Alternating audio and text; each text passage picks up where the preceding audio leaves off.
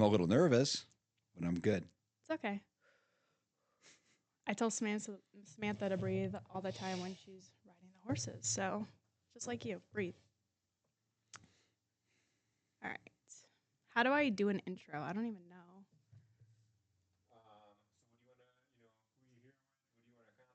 Say you dragged your dad in here to torture him in a public forum. Well, I didn't know we were being honest about it. So, if we're being honest, That's it. if we're being honest, once a week we try and do lunch and we both suck at it That's true. because we're very busy. So, as opposed to doing lunch, I thought, because you've wanted to do this for a while, let's do a podcast. And for the podcast, I really just want to learn more about you and how you became you before we get to more fun things like why you're actually good at some of the stuff you do. It doesn't make sense to me. So I need to learn more, basically. You are so my mini me. I So swear. introduce yourself. Who are you? I'm Shane Merem. I'm your father. I am Melissa Merem. And today we're going to start with some really basic questions and kind of see where it takes us, right? Sure. So give me a little bit of background about who you are, what you do, and just about yourself, like a one-page synopsis. See, we both don't know how to do this, and now you're passing the buck to me, and now Mhm. I got to figure out what to say. Okay. Basically, like you said, we wanted to get together. We're very much alike. You're killing it right now at work and stuff, but when that happens, we don't get to hang out as much. So, and I came from a very interesting background that we probably don't talk about much. A lot of things I do annoy the shit out of you, and a lot of things probably make sense now, right? So I think that we're just here to for you to dissect me, which is very nervous because the thing that uh, I keep thinking about is you said you want to talk about how I grew up, and it's really interesting to tell stories about how I grew up because they can sound horrible or they can sound great. And so, without context, I worry that when you publish this podcast, it would just be the horrible part, or you wouldn't, So it's kind of interesting to expose yourself. Yeah, that's fair. That's fair. But I get why you want to do it, and this would be great to have. One day I won't be here, and you'll get to look back on this. Yeah, a lot of people know you as just really abrupt and like sometimes rude, but they don't know that there's actually a method to your madness and that there's a reason you are the way you are now, and it's because of your values and the way you grew up and what you learned through your childhood. So now, like, what do you do now? Now, Yeah. my current mode. First of all, things were going great before COVID hit. Mm-hmm. Financially, we had all our goals set. You guys are killing it. Um, long story short, I finally cracked the code on how to make money and do things and get it going. And then when COVID hit, nobody teaches you how to turn an engine down. So I lost a lot of money and time, especially money, kind of figuring out when to wind down. So that being said, I'm back to building things back up, but my primary focus is marketing only. I used to run things and do things, but now I've got people in place or try to put people in place, which drives your mother nuts because I kind of feel like you're capped if you don't have a system, but it's expensive to iterate a system until it works and people fail and blah blah blah. But really, marketing is my primary thing, and then Kevin and I, Kevin's right here, but Kevin and I had opened Storm before and we shut it down. We sold it for COVID because my other companies had bigger dollar value, even though I love Taekwondo. Mm-hmm. Sold the school. A guy named Russ Gale convinced me. He sold out his half of his school and convinced me to open it. So I would say that's the other part of it is I really enjoy the coaching and the mentoring of kids. And but really, I've spent the last 2 years really digging into marketing and finding the money out there, finding the sales. So people being worried about somebody moved in next door, so now I'm not selling anything, or here's an excuse why I can't sell anything. You have to understand that there's millions of customers, and people are just not accessing them. So I've really focused on that concept, Mm-hmm. and it's really hard because you spend a lot of money not making money at first. So that's kind of my mode right now, and then watching you guys grow up and trying to spend a little more time, even though I'm not doing a good job at it. I'm sure that you would agree. But it's like a shift. So basically, right now you're doing marketing. Obviously, the last 5 or so years has been pretty crazy, and you're refocusing back on your passions, which is taekwondo, spending time with family, and then marketing. Correct. Awesome. Correct. That's It's pretty a cool. universal thing. Marketing. I'm finding it's Mhm. That's like the root of it all, which we were talking to. Sorry, what's your name? Jason. Jason was telling me about how he's obviously in. Oh my God. Stop touching stuff. I don't You're know. gonna break Everything it. makes a noise. I know. I'm not gonna break it. I don't even know where I was going with that, but basically, like, Marketing is the key to everything. yeah. So you're trying to find leads, you're trying to build up leads and that kind of stuff. But anyways, let's go back to like the beginning, right? So where were you born? Detroit. Like where in Detroit? Detroit. I feel like when Detroit people just say Hospital. Detroit, it means anything. I grew up in New Hudson, Mhm. which is kind of like in the border of Wixom, and so I believe that was. I think I was born right around when my mom and dad bought a house in New Hudson. So like a Detroit hospital, not Detroit Metro Hospital. Detroit. Yeah, well, yeah, But you grew up in Metro Detroit, that's correct. New Hudson, Michigan. Right. And did you live in the same house your whole childhood? Yeah, yeah. I found out when my dad died that the payment was $153 a month. Wow. That was what I took over. But my dad took the lid off the house and tried to put a second story on it, Mm-hmm. and it got destroyed. So it rained for like a week straight. We had ditches that were like 4 feet deep. They were big ditches. Remember those, Kevin? They weren't little ditches. They were big ditches.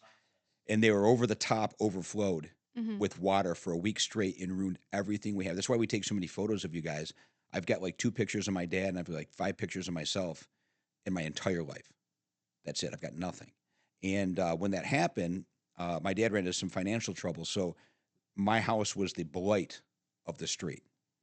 And so I grew up like I always make the joke. You wouldn't even know what this is, but there was this show called Sanford and Son where they lived in a junkyard, right?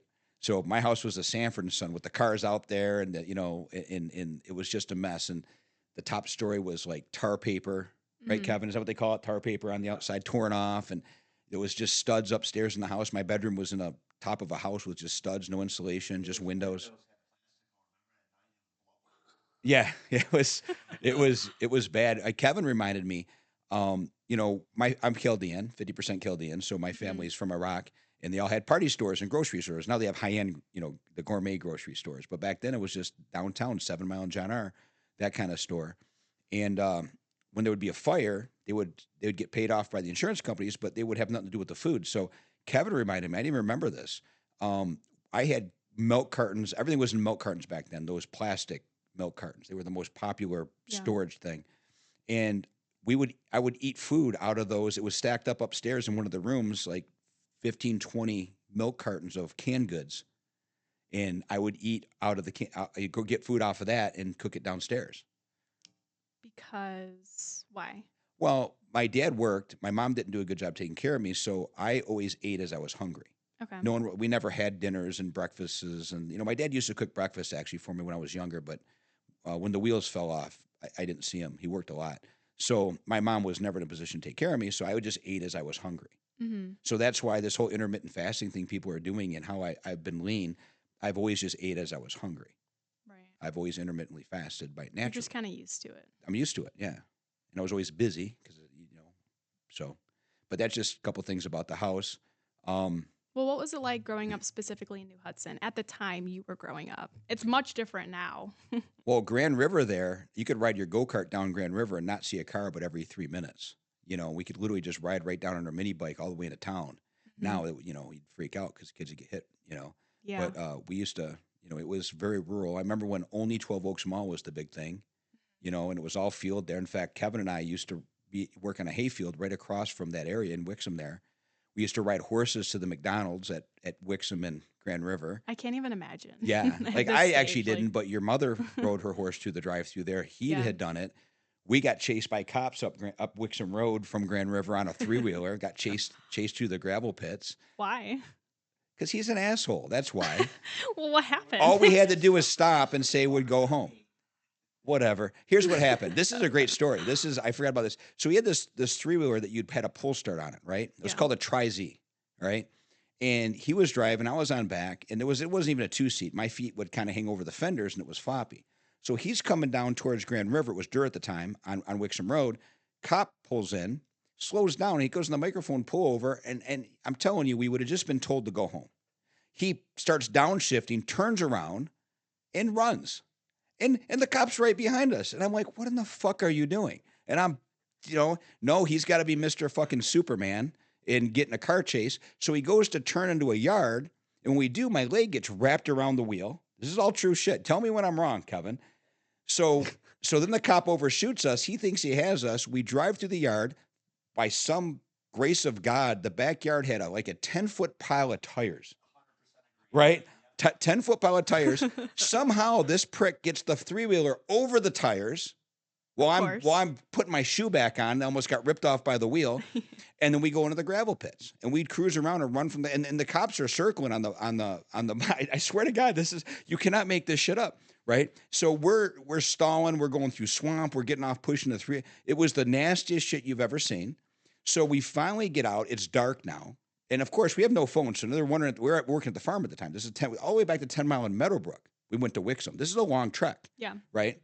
So on the bike. On the three-wheeler. One three-wheeler. I'm on the back. All right. Yes, that's why I got all wrapped up. So I have no control. Right? I would have talked us out of the situation. So long story short, we get back to the farm. We're telling the story to Tommy and those guys. And he goes to put the three-wheeler away, and I'll never forget. He goes to start it one last time for the night to put it away. Cord breaks. Am I lying? We must have started that three-wheeler 50 times getting home, and we could have been stranded out in the gravel pit. Wow. And so, yeah, that's just one of the many harrowing adventures with Kevin Brown. And I'm sure... Yeah. No, I was about to say, I'm sure all of them are Kevin's fault, too. Nothing's ever your fault, right? Nope. Such a lie. Prove it. Without proof, I'm not admitting anything. Right. So where were your parents when you guys were doing this? Obviously, you're supposed to be working at the farm. So how old are you at this point? So have you ever heard all the memes and all the stories about Gen X?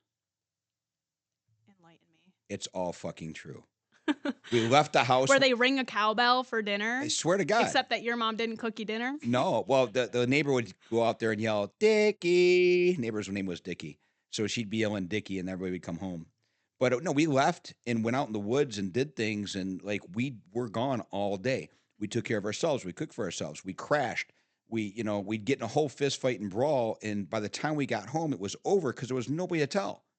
You got in fights and brawls. And then by the time anybody would know about it, you'd already reconciled and you're playing again. And there was no footage, so no one ever knew that it happened. Thank God there weren't picture phones and video phones when we were kids. I mean, that's a true story. We got in such a brawl in Commerce one time that they were looking for me for a long time. Like they would have had footage and locations, but they had nothing. Was this one I know about? One you've told me? Maybe.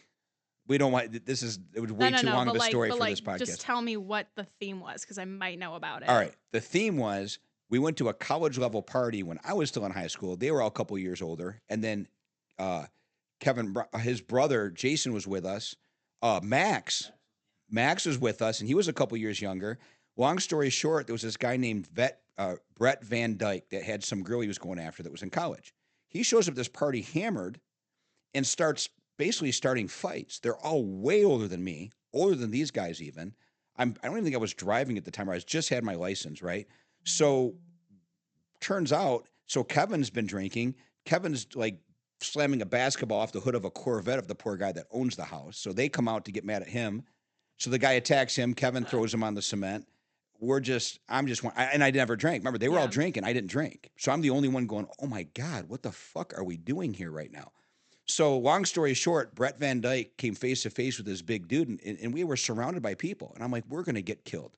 So what I did was I just said, no, guys, don't. And tell me if any of this is not true, because this is a story. Yeah. Yeah. Yeah. So what I did is I separated them and I hit this prick as hard as I could. And he was big, but I figured he was the biggest guy. And I said, well, if I'm getting my ass whipped, I'm gonna at least get some licks on the biggest guy. Next thing I know, the thing explodes. I got no shirt on. It's just me and him. Pause. I thought my whole life you always said you never threw the first punch. No, I always threw the first punch. Oh yeah, you always threw the first punch. Yeah, I didn't start. I wouldn't. But not me. I'm not allowed to throw the first punch. I never said not to throw the first punch. Yes. I said my entire childhood. If you're gonna get in a fight, just let him hit you first, because then you got an excuse. I've never said that. No. What I said was, if you can get away, There's teachers every 10 feet. You leave. But if you're truly threatened and you think that Let them throw the first punch. They don't have to never, hit me. that has never been out of my mouth. Never. Have you ever heard me say that, Kevin? Ask your brother. I have never said that. You're thinking of somebody else. I don't know. Maybe it's just for me. I don't know. Well, first of all, I don't have a lot of fighting talks with your daughters because hopefully, I don't fight. yeah, So I'm too good. Yeah, but long story short, it was a huge brawl. The kid ended up with his eyes swollen shut and this and that, and so they were trying to find me, and we left Brett. Brett wouldn't even leave. And his brother backed the truck up, and then Max actually helped me too. The guy fell on me, pulled him off, but we all jumped in the pickup truck and drove off. And his brother didn't even have a license. He drove us off in his pickup truck. And that was just the craziest brawl story that you've ever seen. And I thought we were done. It was 15-1 there.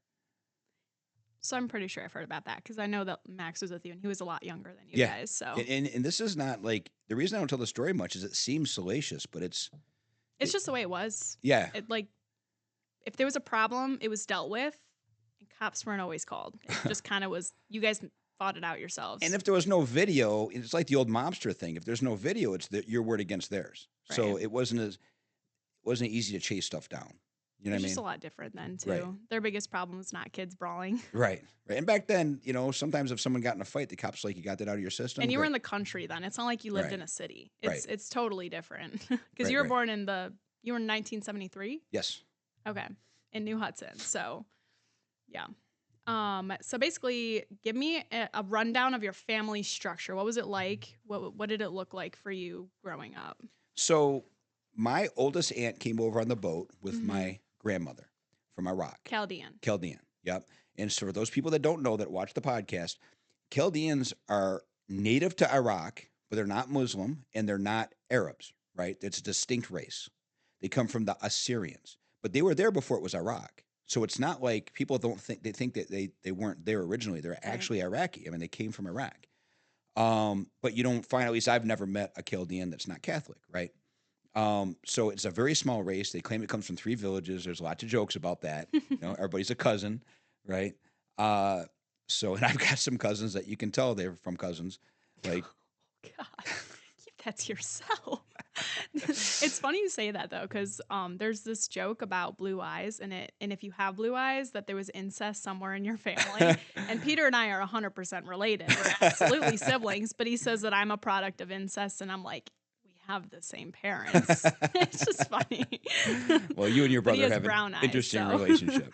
Sorry, go ahead. So my family was very, family oriented, pretty honest. They didn't give a shit about political correctness. They mean what they say. And then what happens though, here's what happened with my dad and his brothers and stuff.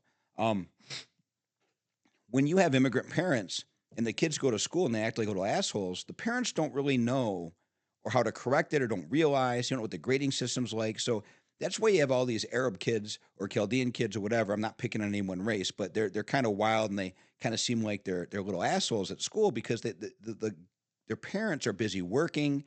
They're not there to go to school. And to specify, it's like kids that are born in America whose parents are boaters. Right. But have the problem. But I have experience with the Middle Eastern kids. Yeah, but also I do too. And I Right. went to school with a lot of Chaldeans that didn't actually accept me for being Chaldean. They didn't Which is believe a whole it, 'cause nother. I'm only 25%, and I have features, but I don't look Chaldean. But they are. I'm just separating those. I think that what you're talking about is like people who are on the boat or even one generation off the boat, and then their kids. It's more about the parents not knowing what their kids are doing here. Right. Because it's way more liberal here. It's a lot different than wherever anyone came from. Like my grandma would say, you steal at home, they cut your finger. She said, just cut your finger off. Like, you didn't steal. Like, it's that simple. Like, try that shit here. It's not going to happen. So, yeah, it was very interesting. So my grandma was very protective, right? The cops come to the door. Suddenly, she was one of the best English speakers of all of them because they came early. Like, my dad was born in 1938. So imagine he was born here. He was born here in 30. So imagine how long. But his older siblings, one of 9? The oldest aunt. Just one. Yeah, was on the boat. But the point is she was one of the best English speakers. We had a lot of Chaldean families that truly didn't assimilate the language. But she did. But when the cops came to the door, she couldn't speak a lick of English, right? So, and first of all, unfortunately, and might get some slack, but in the Arabic world or Chaldean world or Middle Eastern world, the boys can do no wrong. The women are like the workhorses. They make them do everything, take care of everything. Da, da, da. They got to eat all the shit about stuff. Like I even know in families when like the dad dies, the even I have cousins where the girls picked up a lot of the slack. Not saying the guys didn't work and bring in money, but It's just different. they didn't get.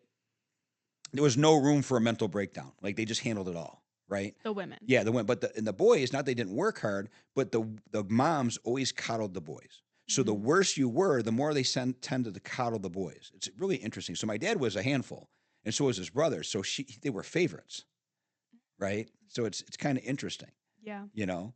And my aunts will tell you the same thing. Like, it was very interesting like that. So I grew up, and so on weekends, because my dad was working, and we had our own family issues. Is a lot of times I go to my cousin Eric. Eric was like he's born on the same date, but we're 2 years apart. So 2 years older, but same birthday. You guys have the same birthday. Same birthday, yeah. Didn't know. And he's like my brother. Him and I are extremely close. Mhm. And so I spent a lot of weekends there. He only came one summer to my house. Every other time I was over there. And it was nice because, I got a bit of a traditional and value based thing. And my dad had really strong moral standards. Now, his morals didn't always line up with the law. There's Mhm. moral standards and there's the law. But it was And very different back then too. it was very So, different back then. Absolutely. But, my dad believed in working hard, taking care of your family, being loyal, um, standing up for yourself. He was a very tough person. And so those traits, now he didn't know anything about business. So I had to learn from money, and I failed every way you could in business. And, but that's fine. I mean, you got to learn your everyone lessons. does. Everyone does, Even right? the most successful or best people who did get that kind of were raised around business owners who still make mistakes. So. Exactly. Exactly. So, and I had great cousins. All my cousins are awesome, and they're very, very productive people. Mhm. I hardly talk to my cousins. I feel bad about that, but I could call anyone right now, and I don't care what state they're in. If I need them, they'd be right here, Mhm. and I would do the same. So it's kind of Strong family values. You don't have to talk all the time to be family. that's a big problem now. You got certain people that if you don't talk to them for a while, they start to get upset and insecure. That doesn't work with me. That's Mhm. that's not a true friendship. No, it's not. But it's so different now because we have phones. So people can tell when you're on your phone. And if you're on your phone and you send someone a text, they'll be like, "Why didn't you respond to me?" And it's like, "Well, because I don't have time for that. Because I'll call you when I want to talk to you. I don't like texting anyone, actually. It doesn't matter who you are, not Right. even my fiance. I'm like, I don't want to text you. I want to talk to you when I see you next." Right. Well, you're unique that way. I'll tell you, all you kids are not really hooked on technology the way a lot of the kids are. Hmm. You're very real in terms of how you engage. And I can't even tell. I mean, it's not like we trained you that way. I think that, um, you guys learn a lot by observation. Well, You we do know, have a strong family, not even on your side. Like, yeah, I don't know a lot of your cousins. I know that about you. I always know that if you had to call them and vice versa, that you guys would all be there for each other. But I have that on my mom's side too. right? That's So true. Your mom has a great it's a family. lot different. If I have a friend who's worried about me being on a social media and not texting them back, they're not my friend anymore because clearly you're insecure. And not that that's a problem, but when it's a problem over and over again and I have to deal with it and step around your feelings, it's just bull. No, I agree. And I have enough cousins who don't do that. So Right. No, I they're agree. built in friends.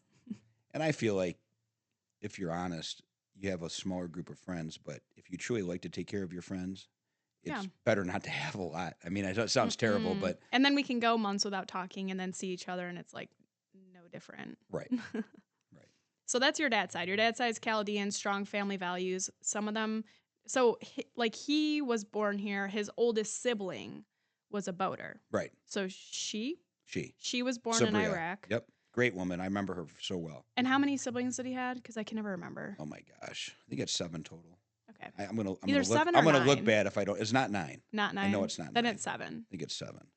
Okay, and then tell me about your mom's side. So, my mom was an only child. Um, I just remember her mom a little bit. Her dad had died when she was younger. I guess she was raised Baptist, so and she ended up being a drug addict and alcoholic, but she didn't take a drink till she was like 19 or 20 because of the strict upbringing. Mm-hmm. And then she went wild, which is the story quite a bit. That's why, even though I'm not a big drinker and drug guy, and your mom, appropriately drinks, and everybody in that side of the family drinks. The reason I didn't obsess and say don't do it is because I don't believe that's the way to get you not to do things. My dad was an alcoholic, and he would say, "Listen, look what it's doing to me. Don't do it, please. Don't do this to yourself." But he knew that just telling somebody not to do something was kind of the opposite effect.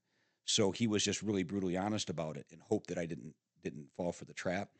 Where I think she was raised the other way and she went kind of crazy and just went out and did everything she wasn't allowed to do Was that before you were born? before I was born. Okay. And was there like a certain age she started doing that? I think she said 19. My mom talked a lot, and I'll be honest. I was so busy surviving myself as a kid with everything that going on. I tuned out. Your mother's always like, why didn't you know this stuff? I'm like, I just didn't care. Well, I think a lot of it too is like she probably said one thing and then it says something different another time. Because it sounds like some of the information you got from her wasn't even true. And we're only finding that out. Or she'd repeat the same now. thing that wasn't true over and over. That's probably more like it, Kevin, wouldn't you say? She'd repeat the same thing over and over, and she was fundamentally nice until she was on drugs or drinking. She was fundamentally a really, really nice person. Very Mhm. beautiful, actually. Blonde haired, blue eyes, you know. Huh? Yeah, like manic. Like her mom Well, was, do you think she was like bipolar? well, her mother was schizophrenic. Oh. So she had glitter on the Was she ever windows. diagnosed with anything? Like My mom your wasn't, mom? but I think bipolar was something he had talked about. Then add alcohol and drugs to that. Holy shit, Yeah. you know. And that's really hard on a kid because a kid just needs consistency, even if it's a strict parent or not. The consistency is where proper parenting. That's one of the things that me and your mother are good at is we're consistent. Even if it's something bad, just be consistent in it. Yeah, at least you know what to expect. Yeah. Right. That's the thing. Like if you come to me and ask to do something, and I say no, and you ask mom to do it, and she says yes, you're in trouble, right? Mhm. But if it's the opposite, say, I walk in and I'm like, why are you guys doing that? Mom said I could, and it could just totally piss me off. But if she already said yes, I'm not going to override her or whatever because you didn't do anything wrong. You asked her and she said okay. We would just penalize you if you were playing us against each other. Which I tried. Yeah, I did. Sometimes it worked. Well, not When you guys didn't talk about we it didn't know after, about it. Yeah, when it was minute enough not to matter. Right. Right. Which is very rare. Right. So I think the consistency, man. Sometimes you guys are starting to get the better of us, and we would like lock in a room and go, "Holy shit, the kids are winning! Like, what are we gonna do?" And we'd make a plan because we weren't doing the same thing, right? But when we made a plan, then we'd go back out. You guys were screwed. Give me one scenario. One scenario. I will tell you the scenario. Megan, are the youngest. She was always small, right? And it's hard to realize she's like 7, but she looks like she's 4, right? And we're treating her like she's 4 and she's getting away with shit, right? And you guys are pointing it out. Okay, well, wait, she's 7 years old. How is this not working? So finally we got talking like, listen, she's not a little baby. She's brilliant and she's working the system. Yeah. So we need to start like bumping it up. So that would be one example. It wasn't a big deal. She was great too. And she actually did pretty good not abusing it, but No, are you kidding me? I have a totally different point of view of I know you this. do. And Peter too. Peter too, I know. But it turned out great. You guys have all balanced out. I love how close you all are. Mhm. That to me, that is one of the most successful things we did as parents Right. was have kids that like I know. I like that. Yeah, if something happens that you guys are going to be Even when they good. piss me off every single day. So, more about like the way you were raised. So, your dad's Chaldean, your mom is what? She was raised Baptist, but We found out because there's a whole story about me having a brother that I just figured out recently. Apparently, she's got a lot of Polish in her. So that's all I really know. She used to say she was part Blackfoot Indian, which I think was bullshit because A, what is a Blackfoot Indian? And B, like nothing indicated that and of all the except that information we she have. had blonde hair and blue eyes, which doesn't really make sense. I don't know. I literally, she would say it. I didn't care. Yeah. Like I was like, cool. What was I going to say? I was a kid. So, but your whole life, she was like using drugs and drinking. Yes. And what about your dad? My dad always drank, but my dad was functional. So, and not giving any excuse. I don't think it's Mhm. good for anybody, but he always never missed a day of work. Like literally, not only did he think he was invincible, we all thought he was invincible.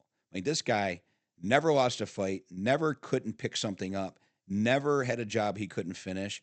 I mean, shit, he grabbed Kevin by the neck across the table and picked him up one day because he mouthed off or thought he mouthed off and told him to go home and tell his dad if he had a problem with it. Like my dad was savage in some ways, but he never lost. It was like he just was untouchable.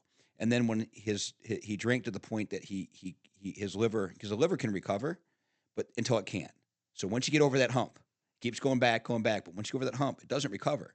And once it stopped recovering and he was actually dying, That was the only time that you had a glimpse of mortality. Kevin, when you say that, I mean, like, he seemed immortal. Yeah, yeah. I mean, to see him And sick that was was, when he was passing. yeah. I mean, to see him sick was just surreal.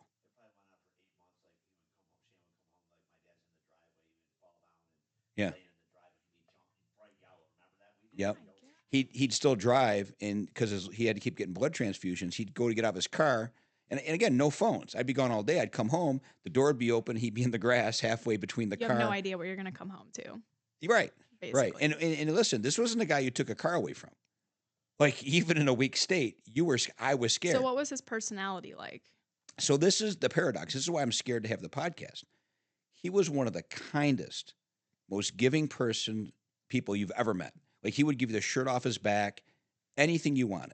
Now, if there was a conflict and he felt like he had to defend it or his family or himself, um, there was no threat of anything that would stop him. I don't give a shit if it was a police officer. I don't give a shit if it was 10 guys twice his size. He never, ever backed down. We'd have cops come to the house, and I'm thinking, oh shit, my dad's going to jail. He'd kick him out. He'd literally send the cops home. I don't even know how that happens. Like, this is no bullshit. Like, he'd tell him, get the fuck out of here. But You he was arrest me. built, right? Like he was really But stocky he and wasn't threatening. strong. He wasn't threatening the police officers. I think I didn't understand the context. I think that whoever got them to come over didn't like him. But the fact was, is he wasn't violating any laws, and they wanted to come harass, and they harassed a lot more back then because they don't have the cameras and the things that got going on. So there were cops that would harass, but he would not be intimidated. Where 99% of the people would be intimidated, and back then they didn't have cameras, so the cops would whip your ass, but not him because he didn't care. So he would send them home. And I didn't know what was going on. I thought, for sure, one time he had a bunch of people drive him off the road. We are going up north. My mom was in her Camaro. My dad was in the passenger seat. He had this real nice button-up shirt that I always remembered. It was the last time I saw it. Some guys in a steel construction truck run him off the road. He got out. I thought he was going to get killed by these big muscular dudes. My dad beat the shit out of them on the side of the street. He gets in the front seat, looks at my mom. My mom says, "You tore your shirt." He laughed. And we drove off. And I was in the back seat losing my mind watching this happen, thinking he was going to be hurt. And and then I guess he met the guys at the bar the next month and they talked about it. Well, I guess one guy was a carpet layer. My dad said, I couldn't understand how he could hit so hard short. And he says, those carpet guys run the carpet hammers. Yeah. And he says, that guy hit hard. He still won. But he met him later and figured out how he fought. It was crazy. The New Hudson Inn had bars on the windows, and they used to make a joke that it was because of my father fighting at the bar. Really? I swear to God. Oh my gosh. I honestly thought just because it was like a biker bar. No. Back then, it was a biker bar. It was crazy.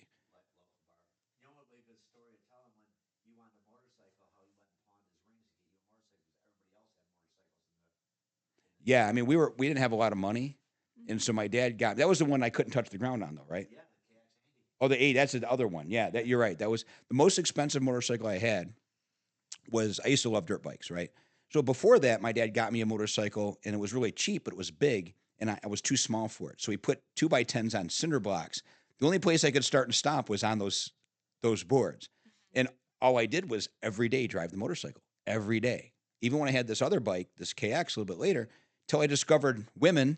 All I do is ride a dirt bike, right? Then I met your mother, and everything was great, and I quit riding dirt bikes, right? Women or woman? Women, just in general, interest in women. So, but the thing is what do you do? So I just rode a dirt bike all the time. I could afford gas. I couldn't really go anywhere. I just rode and rode and rode, and I was good at it. I could take that dirt bike, put it in second gear, and ride a wheelie right up the road, couldn't I, Is that Kevin? the one that you ran into your house? No, the first one that I had the boards, I hit the house, 12 stitches in my lip. I was drinking out of a straw. And I was in elementary school. I was drinking out of a straw. But that bike was the first good bike. The KX was like a motocross bike that I could jump and wheelie, and it was like brand new. And your dad gave it to you? My dad bought it for me, and it was a lot for him to buy it. I don't know about the ring thing so much, but I know it was very, very expensive for him to buy. Yeah. That might have actually been it. He might probably told Tommy that, because that's probably where he got the information. Yeah, he pawned the rings. He wouldn't tell me that. So he has information I don't. Oh, I'm sure. Yeah, but that was the nicest dirt bike I had, That's awesome. So your dad was a good dad, right? He was a good dad. I got my ass whipped once a year. like whooped, like really whooped. You Like, probably should have done it at least twice a year. I don't know. He probably got 4 times a year You're worth kind of of, a prick. he probably got 4 times a year with an ass whooping out of one. I mean, it's like I pushed and pushed and pushed and pushed and pushed. But what'd you do to get the once a year? I'll tell you one of my worst ones was when I was in or elementary school. You know how you have S's and they don't have A's and B's, right? So Satisfactory, yeah, so unsatisfactory. G's and G. He didn't know how to read the report card, and he really felt like I was intelligent, right? He always bragged about how I was, and he taught Do me you a lot of stuff. disagree? No, I don't disagree, but he also did things like he did stuff with me. He sparked my mind. He would take me to the magic show every year in Abbott. Taught me how to pick locks, not to be a criminal, but it was cool, right? He taught me to weld. I was cutting with torches at like 10 years old, right? So my dad really did do things to get my interest, and he was a very curious guy. He was actually a lot like me, but he was a more of a mechanical guy, right? So I Didn't he like buy a bunch of random vehicles and stuff to put in the yard so you could just like mess around with them? he didn't buy them for that. They would just break down there, and I was So you allowed to would kind cut of them. like, I could cut them, and there was a VW Bug. Then my mom trashed her Camaro. Then he was a refrigeration guy, so he'd collect refrigerators and eventually take the coils out of them. He could sell the scrap, but he never did because he was too busy. So it was a big pile, and the neighborhood just would make fun of me, and it was a thing, you know. and the question was, what did you do to deserve the ass beating? Oh, so when I got in middle school, I didn't do any of my homework, and I had in the first midterm, I had like a couple Fs, right? Well, he was not only was he mad, he's like, "How are you?" Did he know what the F was though? He knows what those are. Yeah, He just didn't know anything else. yeah. Apparently, I was dumb enough to think he didn't know what they were, right? And it was only because I didn't turn in my homework, Yeah. right?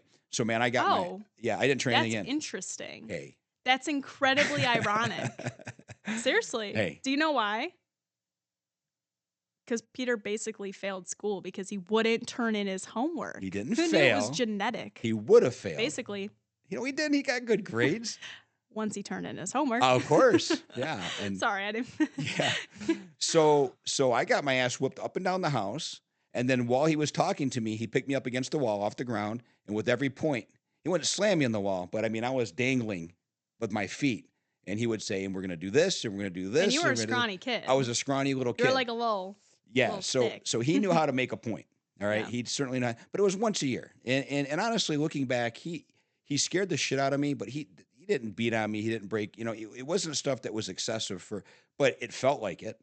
Anybody Well, yeah, anybody it's a scare watching factor. and anybody watching would have thought that it was but the fact is, looking back now and knowing as a grown man and knowing what It shaped you to be who you are now, right? well What do you think? What kind of factor do you think that played into you now? Do you think you deserved that?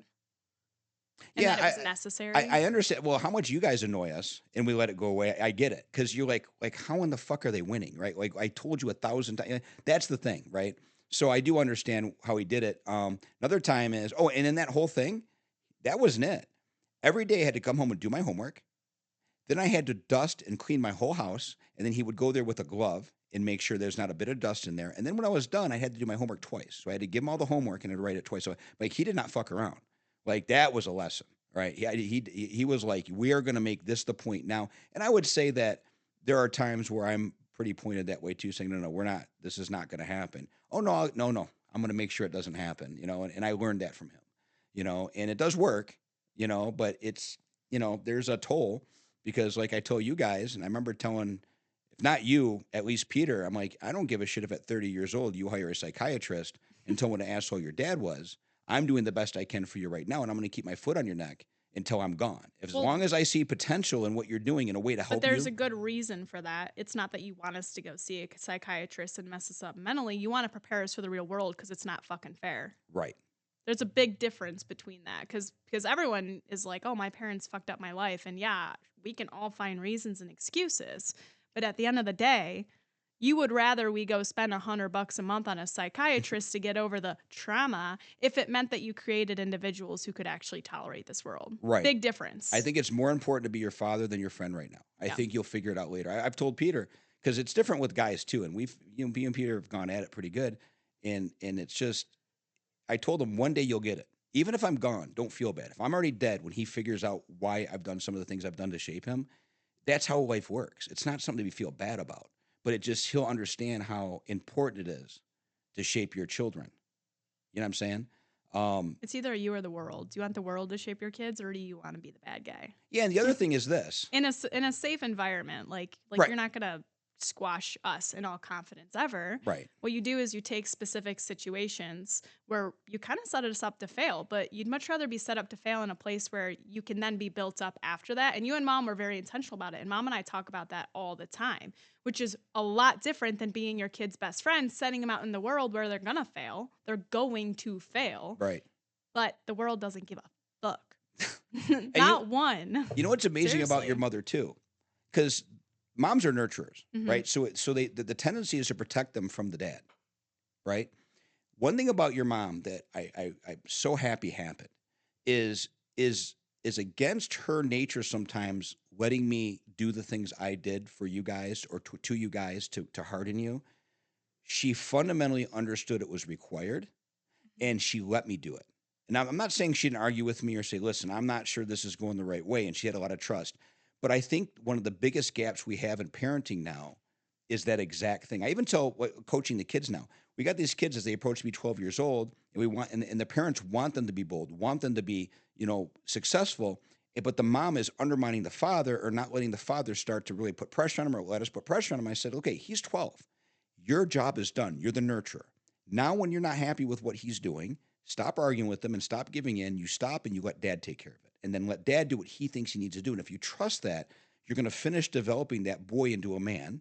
And it's kind of the opposite for girls. Like there's a point where, I just got to show you guys as my daughters, some boundaries and some ideas and stuff like that. But a lot of it comes from your mother because you're going to follow the same sex parent. The same sex parent is the most powerful example.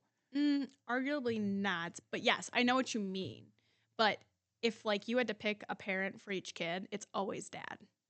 If one's gonna survive and shape that kid more than the other, Well, they've it's always a father figure. only because they've proven that women, because they're their nurturers and that's so important, it's hard to be a father later. It's really hard. It is. Where men can, even though you may be robbed of some of the nurturing younger, they still develop better with some of the parameters versus the extra love. Right? I guess that's just Well, you science. need both. You Right. need both. Right. But like if you had to pick one, it's the father figure is a lot more important in a young woman's life when they're young, and they need mom to be that safe space. So you need both. Right. Absolutely, both are I see what you're important. saying. Yeah. But I push back on same-sex parents being more important. They both Not have more very important, unique roles. more influential. I think more in terms of Maybe habits. in like their personality, Right, and the that's way what they I should mean. be. That's what I mean, yeah. But not the way that they perceive other people. And like the dilemma nowadays is that you don't have a unified family.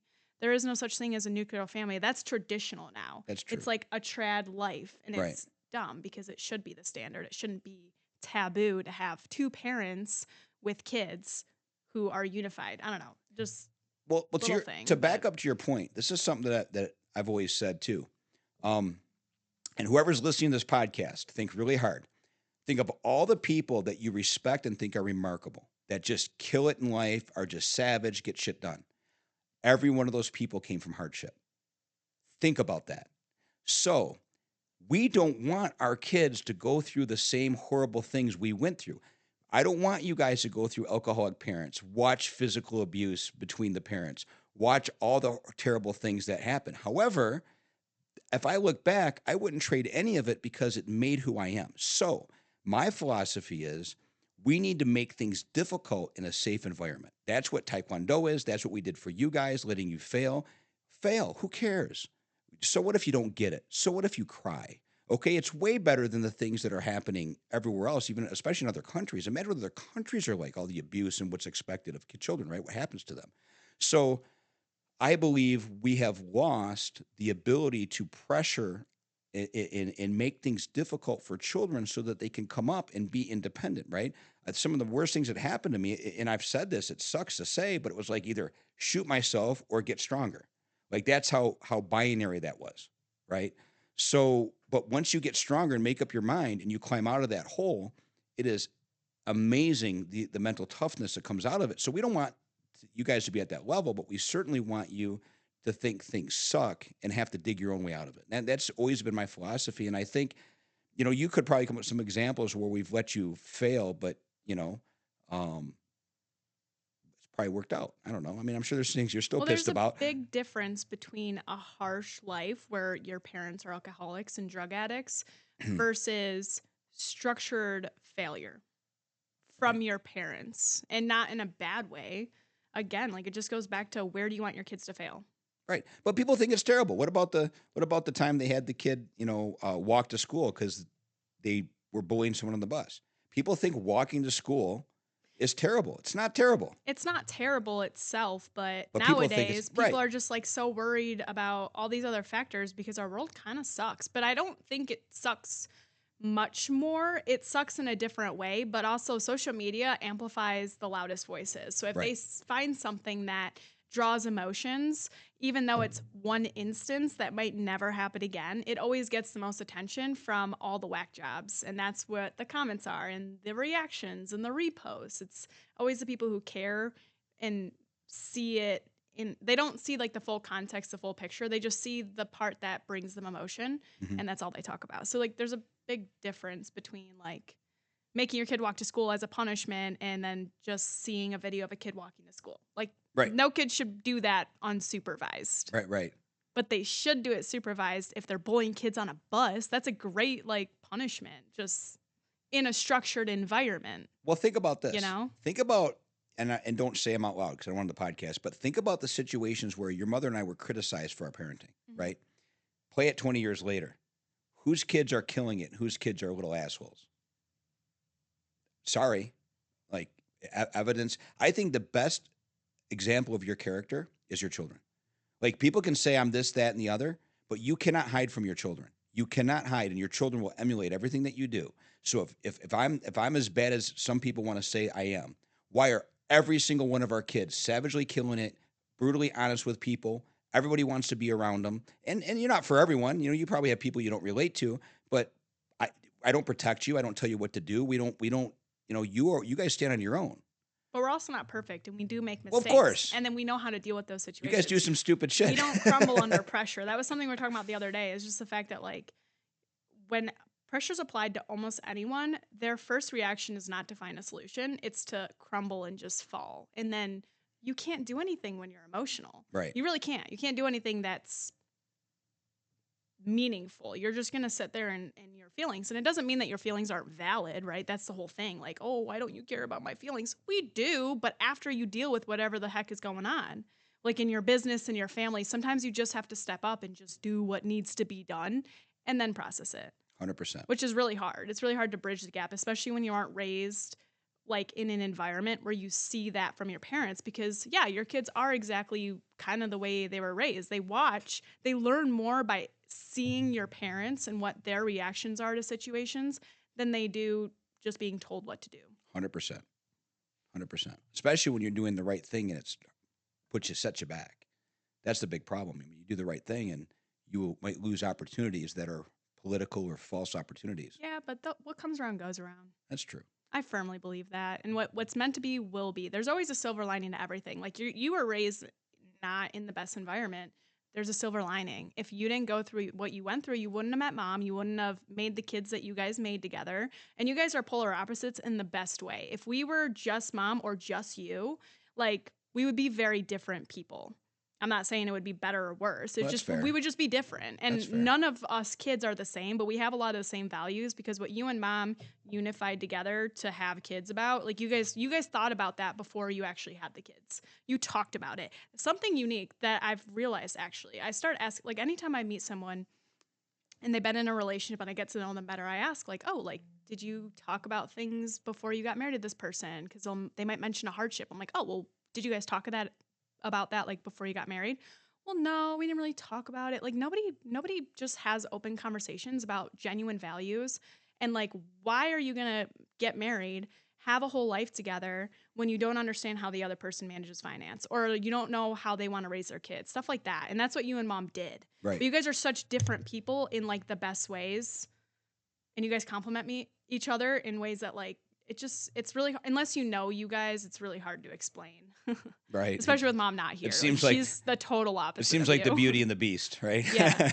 But you have certain kids that are more like certain parents. We have personalities that are just different. I don't know. I find that really unique. Do you know what my very first job was? What? Take a guess. Wait. I thought I told you. Well, your first job was probably working on the farm. Nope. Before that? Yep. I have no idea. Babysitter. You were a babysitter? And I was the Someone best. trusted you with their kids? Right?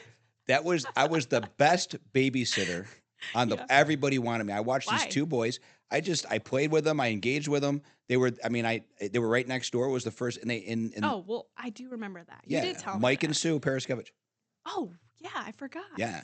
And we had a ball, and And they're still a part of your life now, Mike and Sue. Yeah, Mike and Sue are. They're basically like your pseudo parents. Absolutely. They did one of a couple people in your life that are like pseudo parents. They got me when I first got my first job, and I couldn't afford much. They bought me this guy used to come out of, I can't remember what country, and make custom shirts. So when I got my first office job, and the only real company I worked for that wasn't my own, Mike bought me 5 custom shirts that were tailor made. It was the greatest thing. like suit talk tops. about confidence. The white shirts. So they were custom with my name, my initials so cool. in Do you still them, and have they those? perfect. I don't. I couldn't fit them now anyways as a skinny I little. know, that's a cool thing. But he taught me how to dress. He used to work for Brooks Brothers, so he taught me how to dress, helped me pick out shoes. Like he really took good care of me, and it gave me a lot of confidence. When you look good, when you come from where I come from, and I never had a real nice shirt, I looked like $1 million. I was, Well, that was something that Mom would always tell me is you like used to wear a legit 3-piece suit Mhm. to anything. Mhm. And for you, that was like your fake it till you make it moment because you didn't come from a life that instills confidence or success I felt per like se. I had to prove that I was trustworthy.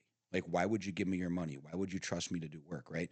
So Imposter syndrome. yeah, Which everyone experiences. absolutely. But So I I thought feel like that, you had it a lot more because of the way you were raised. of course I did. It was terrible. Now, once I got confidence and I knew what I was doing, I still had to dress nice or whatever, but I had an office. I realized no one was coming to my office. So I was one of the first people at the home office when it was kind of, not cool to have. Taboo. Right. And I You was do like, everything when it's taboo. don't I? Everything. You always do things the hard way at first. Yeah. But I end up, Which works out in your favor. yeah, I end up being right more than I'm not, So, I would overcompensate for that. It felt good though. I'll tell you what, if I go through a drive-through and I have a tie on, You get treated differently. So, I mean, people compare it to, how Nobody's going to respect you more than you respect yourself. And that was a very easy way to just get respect without even 100%, trying, without even opening your mouth. 100%. You walked in a room and you were dressed up like that, everybody gravitated towards you. They thought you ran the place. And I was young. I looked like I was 12 till I was like 20. I didn't even fill out till my after 20, like early 20s. I was skinny the whole time. And even now you still have chicken legs. I do have chicken legs. Okay, but back to like the like your parents. So because I keep alluding to the way you were raised, which I know about. Yeah, your dad was an alcoholic. Your mom did drugs and was an alcoholic. But you lost your dad when you were young, and your mom's still alive, right? Yeah. So. Well, we're guessing. Yeah. Well, my dad died. I get your mom says I'm wrong on the date, but it was right around when I was 18. It was either just before 18 or just before my 19th I always heard birthday. like 16, 17. Do you remember?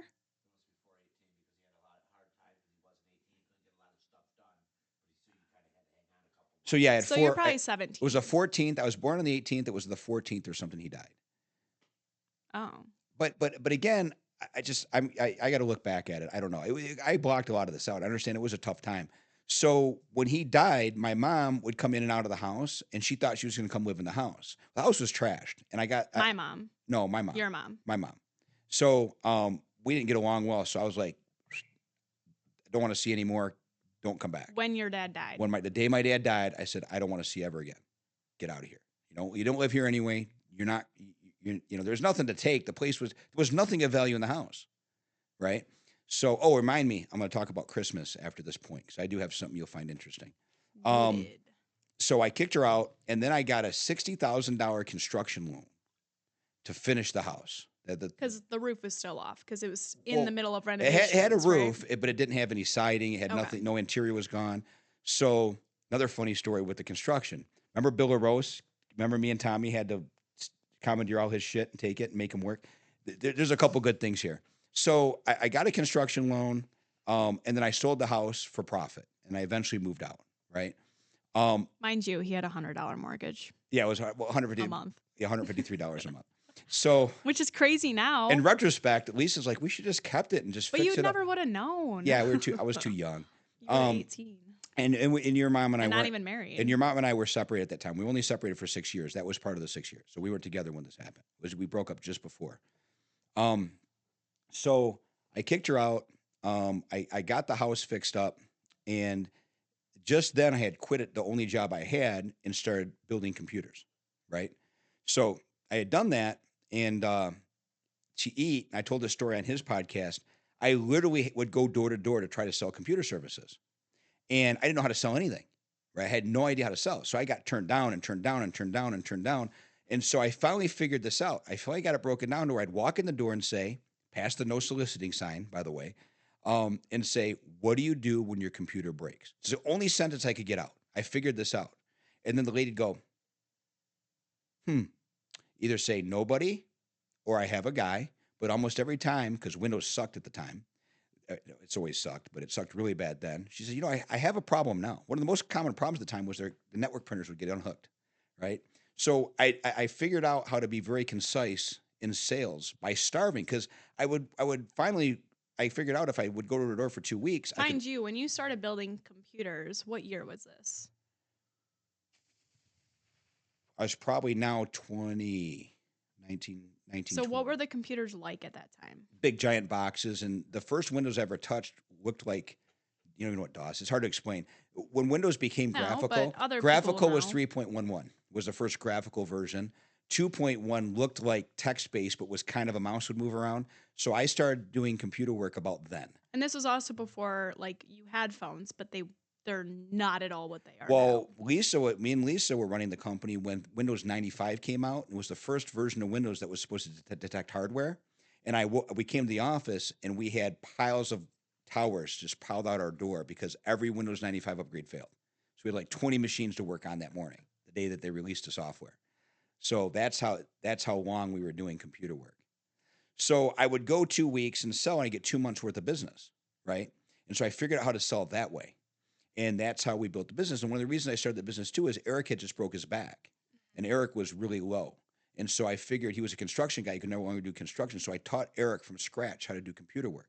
He eventually worked for IBM at a very high level in the software systems, and he had no degree. So he went from what I taught him, interviewed, and got past the requirements for degrees, and was one of the most successful software engineers at IBM because of what we did there. But Eric's a remarkable man, and that's a whole podcast. But so when you started, you were 18. Yeah. And you did this on your own. Well, how old were you when you and mom got married? It was like 26 28, or 27. 28. Okay. So all this time, you're basically building the business on your own, but you guys started dating again at what age? I don't know. You have to ask your mom. It all runs together. I think it was like we broke up around 17. 4 years. We broke up around 17, and then 6 years later, so 23. Oh, okay. So for 4 years, you're building this business on your own. Yeah. And then Eric was helping you. That's how I tricked Lisa to go back out with me. She got a computer degree, and so I said, well, I might need some help with some software. Wow, you really trapped her. I did. Line and sinker. I did. Okay, so that's cool. And the first job I had was a place called Intelligent Controls. Mm-hmm. Mike Paraskevich, or Sue Paraskevich, got me that job, and my first job paid $19,500 a year with vacation. So you started building computers, got a job with someone. Nope, I started doing IT work, computer data work. Okay. And then I did the computer later at Intelligent Controls.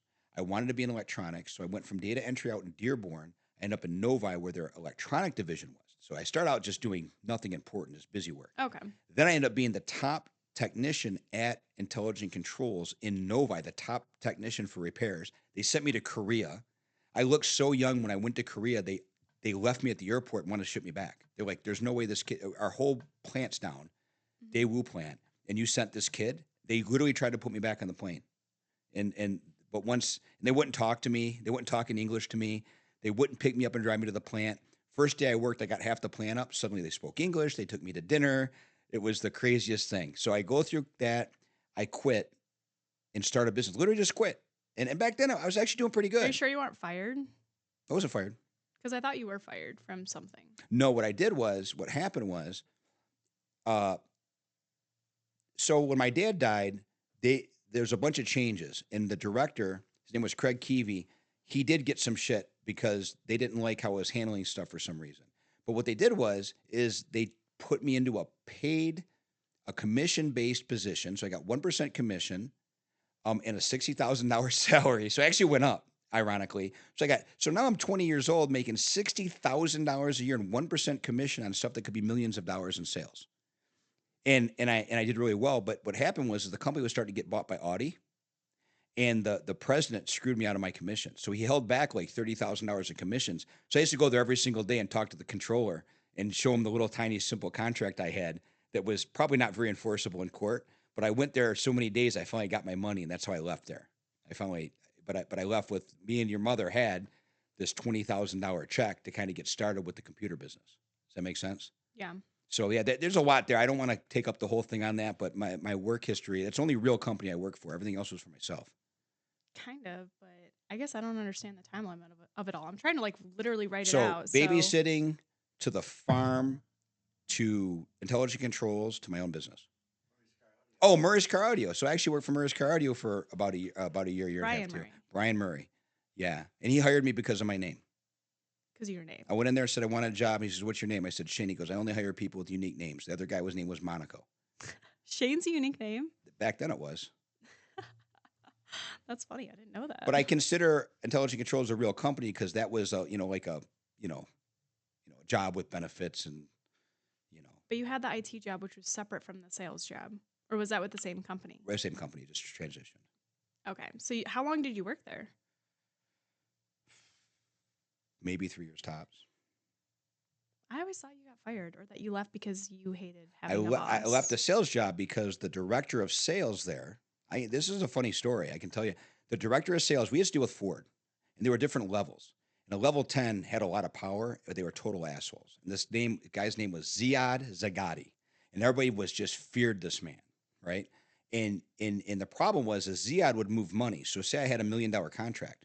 Well, he had some deal cut with somebody else. He would just move the already approved $1 million over, and the sales guys would never get paid, right? So they said, you're only getting paid on new money. And they warned me that this guy was going to mess with me. So me, the youngest guy there, pissed off all these 50-year-olds. I got it done.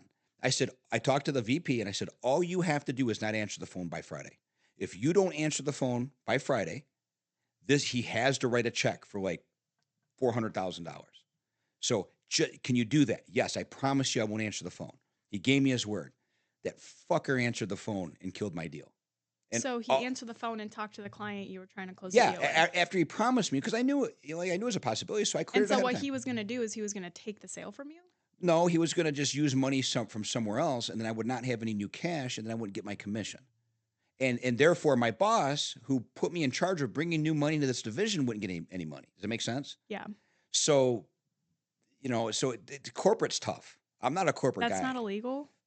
Not really. It's just, he's like, well, we haven't used this money yet. Let's just apply it here. It's just an accounting thing. You know what I'm saying?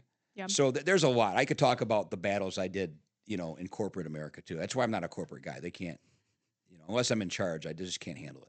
So all the sales guys so what happened with the guy is before that sale happened, the director, I wrote a proposal and the guy shredded it and said, this guy is so fucking stupid. This is the worst proposal I've ever seen. What's the matter with this guy?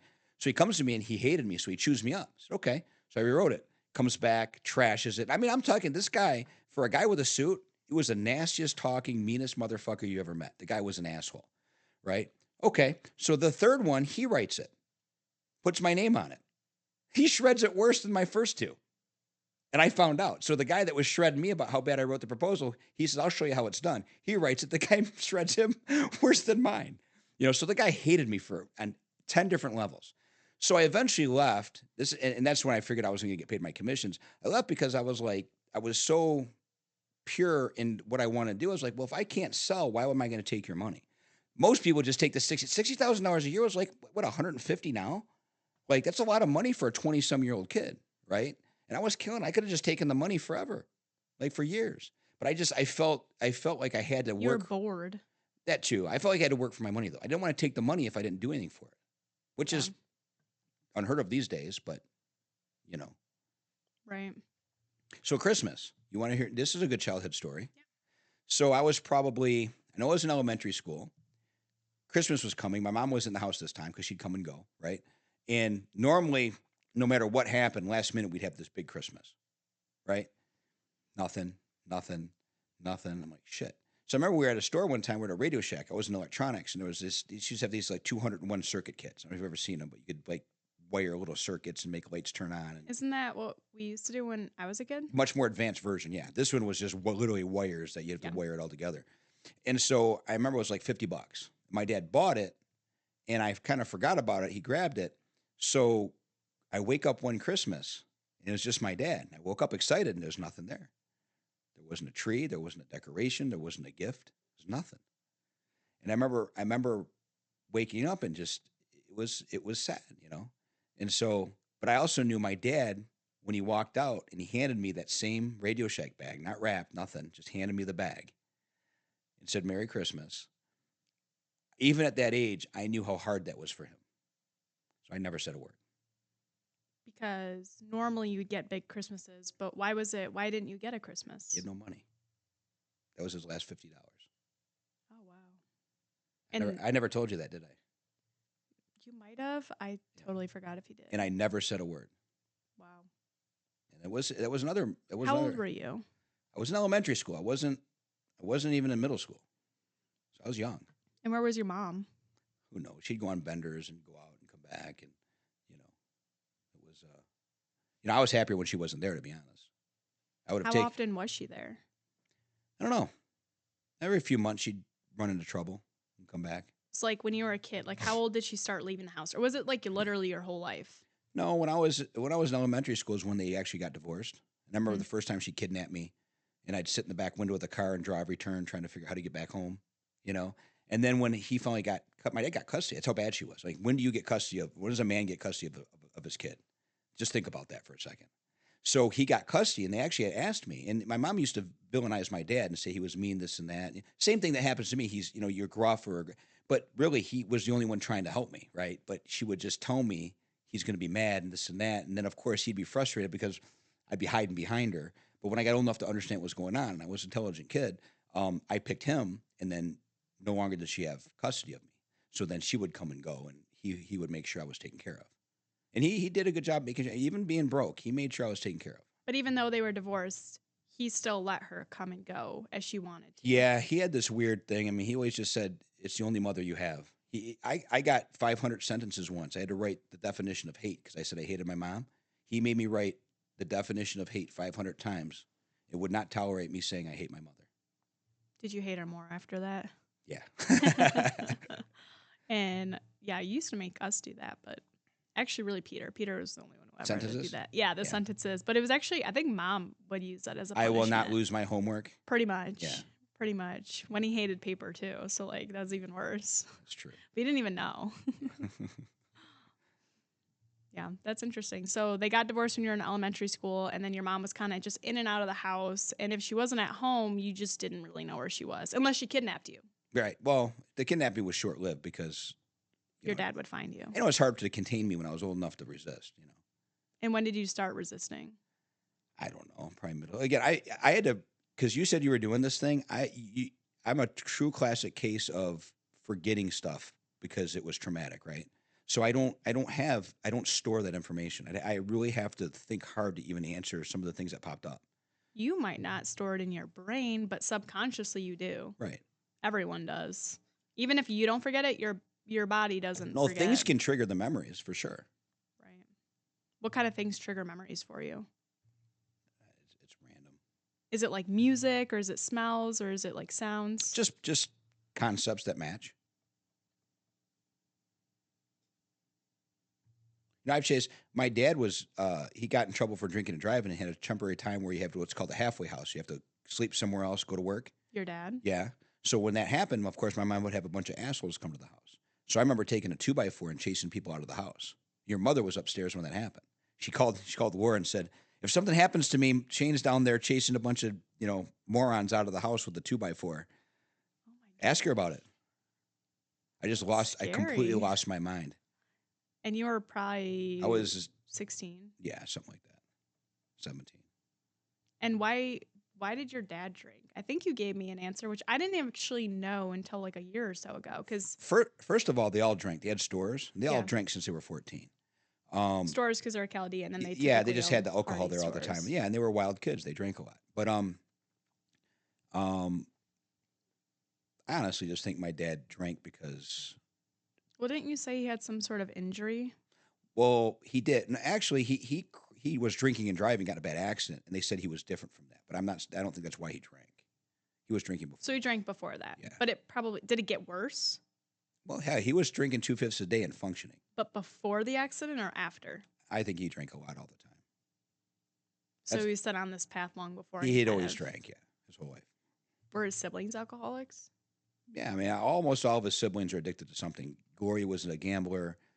Kathy, not so much, but Danny was a drug dealer and an alcoholic. I went to go visit him in Florida, and he had a pocket with a straw of cocaine in here, and he carried a gallon of vodka. True story. Sent me home with a shotgun in my suitcase. True story. So we go to Florida. We go to the house. I never met my uncle. What? He looks like a jockey. He's got Did this. you fly or drive? We drove first. He left me there and flew me home. There's a bow tie. He had a bow tie around his bare neck. He had a cut-off button-up shirt. I swear to God, you can't make this shit up. And so when he left, he puts me in the truck with him. He's got cocaine in his pocket. He's got a gallon of alcohol in his lap. He takes me alligator hunting. And back then, there was a show called Miami Vice. You probably remember it. You don't. And they had these riot shotguns, Mossberg shotguns. The shotguns are still around, right? But that was the cool gun at the time, right? He had two of them. He had a 20 gauge and a 12 gauge. Well, I was bird hunting by then. I knew what a shotgun was. I didn't have one with a riot handle. I thought it was cool. So he goes, we're going to go alligator hunting. Completely fucking illegal. I had no idea. I mean, he drives up to a boat dock and we're looking for alligators to shoot in the face with a shotgun. I mean, I cannot make this shit up, right? As soon as my dad left, we went and did this, right? And so he says, so we can't get the alligator to come close enough to shoot. So he says, hey, if you hit that seagull with that shotgun, I'll let you have it. Swear to God. Again, that's like a $25,000 Yeah. fine, right? So I take the shotgun, split my lip open because there's no stock, Oh my God. but I hit the fucking seagull, right? And were you with him? No, but He just heard he knows the the story, right? So he goes, I still have the gun. I still have the gun. I got it locked away because who knows what the fuck the guy did with it, Yeah. right? But it's just it's a shotgun, right? Simple shotgun, Scratch off the cereal. right? I don't know, but he said, so I said, how are we gonna get it home? We're gonna put it in your suitcase on an airplane, right? So back then, I guess they didn't scan the stuff that goes in the belly of the airplane. This is way before 9/11 and shit, right? Yeah. So sure as shit, he put that shotgun and I flew it home. This is, you cannot make this shit up. And you were like 17 years old. Yeah, 'Cause I your dad just just I died. just started driving. Yeah, Holy crap. That's crazy. yeah. You wanted to hunt with it? It was a cool gun. We took it out and shot a bunch of rounds off of it. Yeah, I mean, Oh my gosh. That is so funny. yeah. So I mean, like the shit that happened. And here's the thing: my dad was a street guy. They were all tough. I grew up not wanting to do any of that stuff. I didn't want to drink. I didn't want to be in trouble. I don't like breaking the law. You know what I mean? I'm just not. I was like, why? It just seemed like everything was so much more difficult when you're breaking the law. You know what I mean? Like, Shocker. right? So like, I just, but everybody had a thing, and I've seen a lot. It was funny. And he was a drug dealer, so he used to send my grandma home with anything under a 20. She'd go home with $20,000 and anything under a 20. She'd sort out all the money that was not a 20 and give it to her. For your grandma? My grandma said, yeah, she was up there too for a while. So he'd send her But home. who did that? Your dad? No, my Uncle Danny would take, because he had a big safe full of cash. He was a drug dealer. So he would take anything that was under a 20, fives and tens and ones, and he'd just put them in a Ziploc bag and send her home with it as a gift. So she'd go home with like $20,000 in small denominations. I swear to God. One time she turned on the oven when she was there and caught like $20,000 on fire. It hid in the oven. I did hear that story. Can't make this shit up. When she died, they found money everywhere. When my grandma died, they sold a couch, and the people freaked out. They found like $50,000 in the couch. And they gave it back? Well, they called up. They thought it was like, they didn't know what the money was from. They were concerned. So yeah, I think they got the money back. Gloria's got to clarify that story, but it was something. She also lit her room on fire when she was older, and they found money hidden you know, because she always had the Yeah. candle. She was, She would Catholic. just She had kind the of candles. stash it, and then Right. as you So get older, you might forget where you stash money. yeah, and every time Eric got in trouble, she'd hand me a bunch of cash to bail him out. So How many Grammy's times do you have to do that? a few. We won't put Eric on the No, no, podcast. no. Yeah, But but Eric had a few. He got arrested one time. He lost his license already. So grandma wants to go somewhere, you drive her. That's just was it. There was no arguing, right? That's how all the Chaldeans are. The old ladies did not have licenses, and you wouldn't want them to have licenses. So they'd be menaces to society. it would be a menace. So she says, "I need to fix my vacuum. Take me to the vacuum store." He's not going to say no. Explaining to her he doesn't have a license meant nothing, right? So he says, "Okay," puts the vacuum in the back, drives her, and he parks out front because he's a paraplegic. Like he had broke his back, he can't walk. So he parks and waits for her. So when she's in the store, the cop pulls up, runs his plate, sees he doesn't have a license. So he puts him in the cop car. He's got to take grandma home too. Grandma gets in the front. He thinks he's being nice, puts her in the front seat. She motherfucks this cop. The whole What's way the matter home. with you, you piece of garbage? You treat your mama like this. What's the matter with you? You should be ashamed of yourself. And she's going on and on and on. And he looks at Eric and goes, "Is she always like this?" He goes, "Oh, you have no idea." And he literally told Eric, he goes, "If I hadn't already processed you," he goes, "I fucking would put you back in your truck and send you home." Like grandma ate this guy up. She just went on. So I don't know any of this is going on. I get home. Me and Eric were just in an argument too. I wasn't even talking to him. We used to fight. And she's like, "Come here." She puts the money in my hand. She says, "You got to go get Eric. He's in the police. Don't tell Gloria she's going to kill him."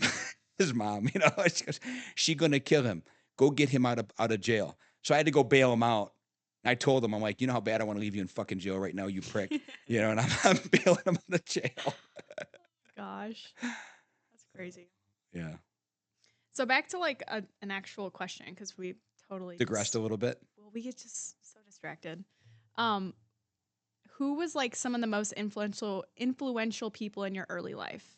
Easy. There's a lot of them, I think. Yeah. Brian Murray, tremendous mentor, taught me how to sell intangibles. It's one thing to sell something you can look at. To sell something that doesn't exist is a very unique thing. And he also taught me customers aren't always right. I'll never forget that. People that say the customer, it's bullshit. Customer's not always right. And it's your job to educate them and manage them. And so, and he was a very fair, very, very intelligent man. Crazy good. Pete Cristiano, older than me. He taught me. Now, this guy made shit happen that like the impossible things Pete could make happen. He could make the deal. He could be in the room with these guys that are looking to kick his ass, and by the time he's done talking to him, have him eaten out of his hand and still insulting him. Like he taught me how to manage words. He taught me how to read emotion. He taught me how to like me, like if I don't care, I can piss you off. But if I want to get something done, that I can influence the room or influence the people. Or just if I don't, it's just I don't think it's important, right? Which people fault me for. They're like, "Well, why don't you just be this or that?" Like, why? Like why sit here and pretend, right? But if I need to get something done, I know how to push the buttons. And I would say I learned a lot of that from Pete. And the one thing he always said, because he'd lost millions and made millions 4 times over minimum, right? He always said, and you remember this, Kevin, if the music stops, keep moving your feet. Talk about not giving up. Just the music stops, keep dancing. He goes, when they said they were going to shut my power off and shut my business down, he goes, I kept going till they did. Like he would make them shut the power off until the lights went out. He was not going to give up. And at the same time, he never fucked anybody over.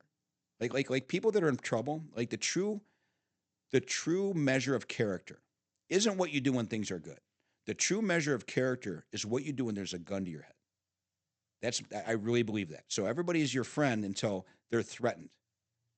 Once they're threatened, they're just in self-preservation mode, even if the right thing is that. So he also taught me that.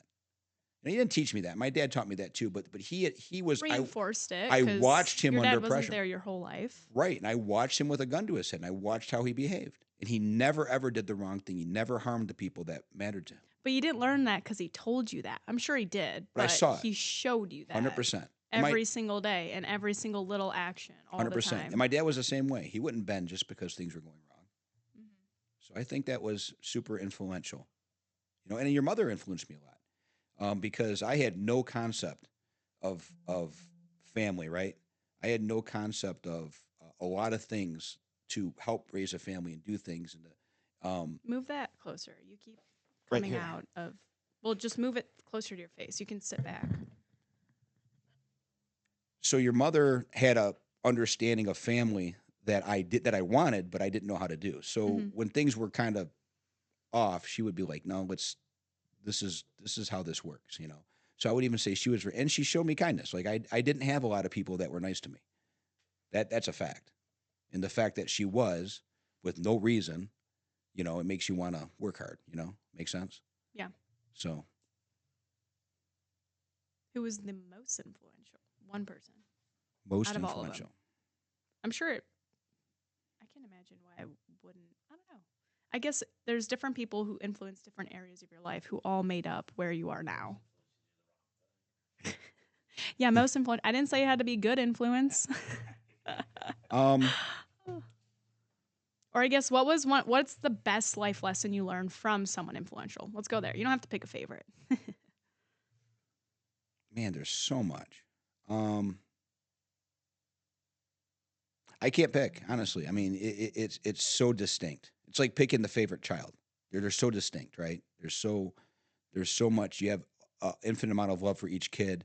You have the combination of the things that you know, and also Mike and Sue Paraskevich influenced me quite a bit, right? So it's hard to choose. Not many. And my dad, as bad All as he little was, different ways. yeah, is Yeah. as much as you could judge my dad for how he was. So my most best traits, my strongest traits, are from him. Also, quick pause. Do you guys have some sort of deadline? Yeah, I played basketball at Milford at 8:30, so I'm like, How far are we over? you're at an hour and a half right now. You probably should wrap it up. We can wrap it up. I can keep going. I know, but we can do it another time. Yeah. Huh? Yeah, Yeah, we're gonna try to do do it more. monthly or something. Is it? You think I so? have no idea. I'm not that creative. I'm good at talking and the Melly show. Honestly, I'm gonna have to send you a video on that because it's really funny. But when I was in 5th grade, my dad and I, night before it was due, I was supposed to make like a video on a DVD of a specific state, and it was like the homework. And so we at like midnight had to make this video about why New York is great and why people go there. And I'm like, oh shit. And thank God my dad's tech savvy, so he could make and burn a video in that moment. Yeah, because most families are not. No, not at all. But we have a couple, at least we have one a special guest in it, and it's just so funny. So we'll have to like insert a little video there at some point because it's hilarious. But we start the show by going, "This is the Melly Show, number 864," and there's one, and it's me in 5th grade, and it's so embarrassing. But I don't really get embarrassed, so it's funny as fuck. But like, there was this part that I messed up. So it was so bad. I was so nervous making that video, and my dad was like, I was like, "Oh, you're gonna cut that out, right?" He did not cut it out. So 5th grade, the next morning, I plug in, and I didn't watch it. My dad spent all night editing it, burning it, whatever, while I was sleeping. And so when I play the video, he left the clip in where I messed up, and it's the most embarrassing. Like, I mean, I'm 8 years old. Mhm. I mean, I'm probably a little older. I don't really know, like 8, 9, 10, something like that. And I see this played in front of my entire class. They would never remember. It's a core memory for me. But now it's just funny. We just pull it up. It's on YouTube. You can see it. You can watch it whenever you want. And it's the funniest thing. And so randomly, like, I'll be hanging out with my cousins, and they'll just like make a Melly Show joke and then bring up like that video. And then if someone's in the room who doesn't know about it, like, obviously it gets played. By the way, I have lots of little clips like that because I'm pretty funny. You are funny. But yeah, so. All right, we're gonna let these guys go home, right? Yeah, we'll let you guys go home. Yeah. Awesome. Yeah, we can practice.